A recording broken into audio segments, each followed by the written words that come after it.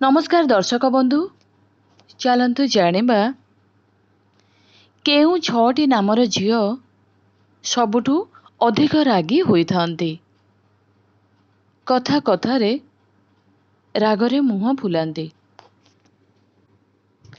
दुनिया रे अनेक प्रकारर स्वभावर झियो देखिबाकू मिलिथांती।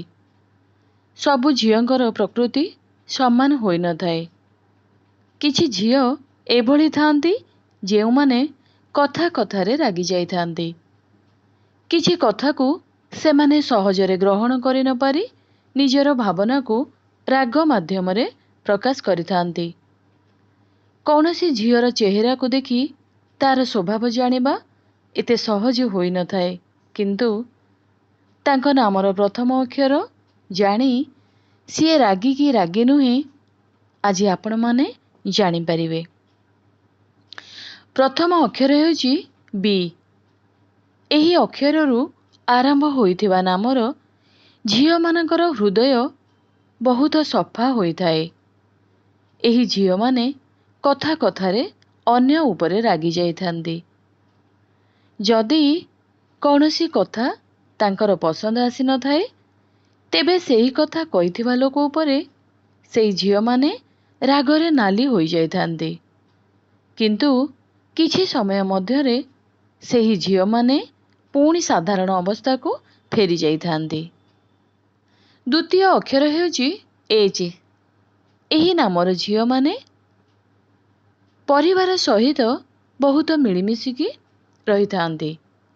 घर परिवार सहित सेमानकर बहुत भल संपर्क रहिथाए। एही एच नामर झियो मानकर सबुठारु दुर्बल गुण हेउची सेमाने बहुत शीघ्र अन्य उपरे रागी जाइथांती। एही झियो मानकर अधिक रागिबा कारणरू सेमानकर जीवन साथीଙ୍କ सहित अनेक समयरे तांकर संपर्करे फाट मध्य सृष्टि होइथाए। तृतीय अक्षर हेउची एल। एही अक्षररू आरंभ नाम जेउ झियो मानकर होइथाए सेमाने अधिक रागी स्वभावर होइथांती।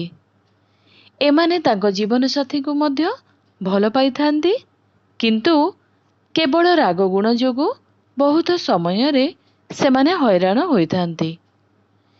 पी अक्षररू जेउ झियो मानकर नाम आरंभ होइथाए सेही झियो मानकर नाक उपरे राग रहिथाए।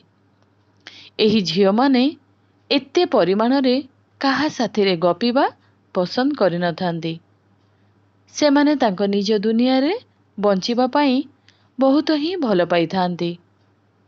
जेतेबेले तांको कौनसी कथा को नै राग आसी थाए, सेमाने तांकर राग को अन्य उपरे न सारी निज उपरे सारी देइथांती। जेउ झियो मानकर नाम आर अक्षररू आरंभ होइथाए सेमाने देखिबाकू प्रायतः सुंदर ओ बुद्धिमती होइथांती। सेमाने कथा कथारे अन्य उपरे रागी जाइथांती। एही झियो माने निजर राग को निजर काबूरे रखि पारंती नाही। जेउ झियो मानकर नामर आरंभ एस अक्षररू होइथाए एही नामर झियो माने देखिबाकू बहुत शांतशिष्ट होइथांती। एही झियो माने जदि थरे काहा उपरे रागी जाइथांती, तेबे सेमाने निजर रागर सबु सीमा टपी जाइथांती। राग समयरे बहुत उग्र स्वभावर होई जाइथांती।